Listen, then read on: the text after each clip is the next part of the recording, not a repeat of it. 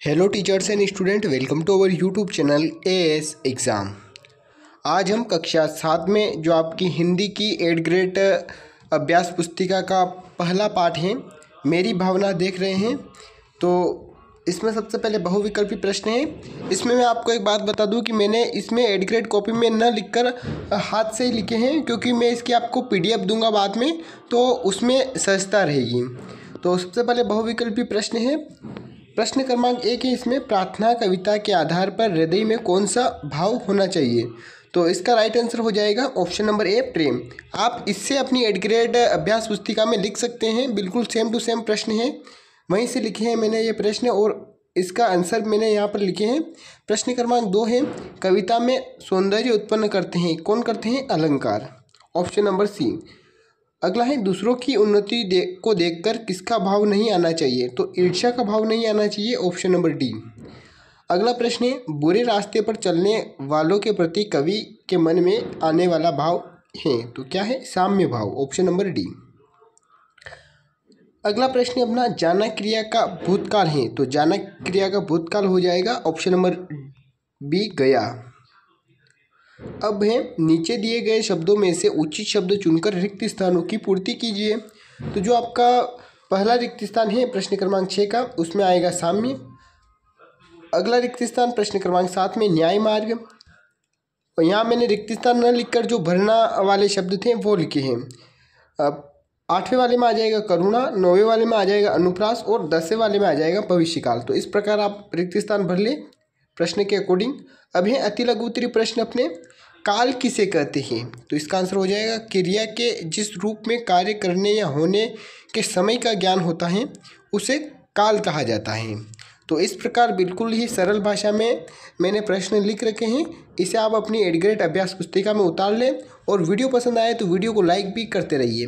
प्रश्न क्रमांक 12 है यहाँ पर, फैले मेल परस्पर जग में मोह दूर पर हरा करें, अप्रिय कटुक कठोर शब्द नहीं कोई मुख से कहा करे। उक्त पंक्ति में आए अनुप्रास अलंकार वाले वर्ण छांट कर लिखिए। तो इस पंक्ति में क्या क्या अनुप्रास अलंकार आए हैं? जैसे प, र, क, ये अनुप्रास अलंकार के वर्ण हैं। अब देखते हैं प्रश्न क्रमांक 13, मेरी भावना कविता में लक्ष्मी आए या जाए से कवि का क्या आशय है? तो इस कविता में लक्ष्मी आए या जाए से कवि का आशय है धन के आने और जाने से। आपने कोई बात कर रहा होता है तो वो भी ऐसा ही बोलता है कि लक्ष्मी आए या जाए, तो उसका मतलब होता है धन का आना जाना, है ना। तो अब प्रश्न क्रमांक 14 है, मेरी भावना कविता में कवि किससे दूर होना चाहता है? तो इसका आंसर हो जाएगा, कवि धन दौलत मोह माया लालच आदि से दूर होना चाहता है। अब आते हैं आपके लघु उत्तरीय प्रश्न। प्रश्न क्रमांक 15 है, हमें किसी से अप्रिय व कठोर शब्द क्यों नहीं करना चाहिए? तो इसका आंसर हो जाएगा, क्योंकि अप्रिय व कठोर शब्द संसार में कितने ही झगड़े पैदा कर देता है और उनका प्रभाव बहुत ही कष्टकारक होता है। तो इसलिए हमें किसी से कठोर व अप्रिय शब्द नहीं कहने चाहिए। अब प्रश्न क्रमांक 16 है, मैत्री भाव जगत में मेरा सब जीवों से नित्य रहे।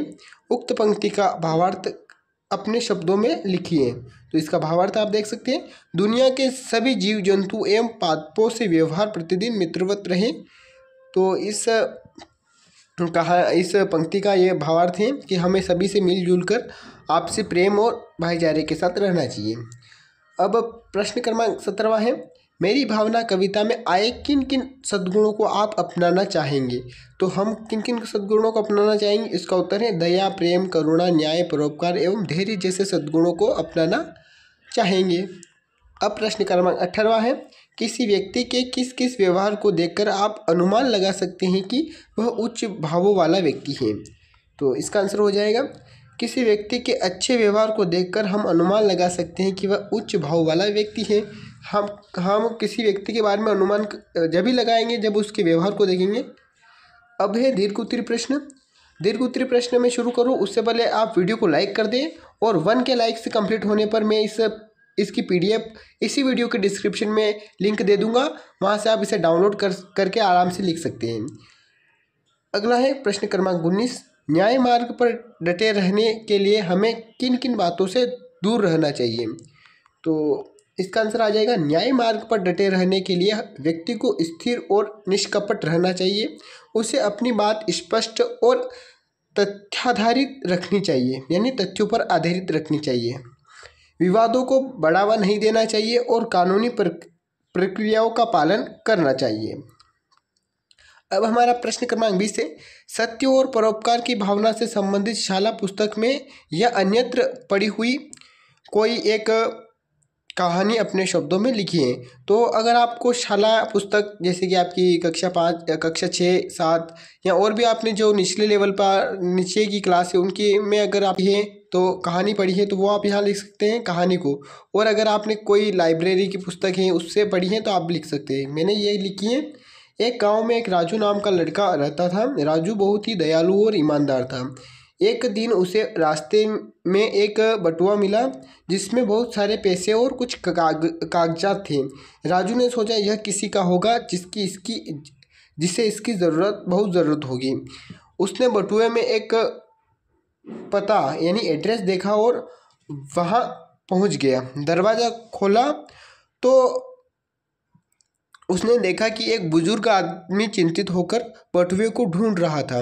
राजू ने बटुआ उन्हें देते हुए कहा, दादाजी यह आपका बटुआ है, मुझे रास्ते में मिला था। बुजुर्ग आदमी की आंखों में आंसू आ गए। उन्होंने राजू को गले लगाते हुए कहा, बेटा तुम्हारी ईमानदारी ने मेरा विश्वास इंसानियत पर और मजबूत कर दिया। इस छोटे से काम से राजू को गांव में एक सच्चे और परोपकारी व्यक्ति के रूप में पहचान दिला दी। तो ये आपका कक्षा 7 का 8th ग्रेड हिंदी का पार्ट 1 पूरा कंप्लीट हुआ।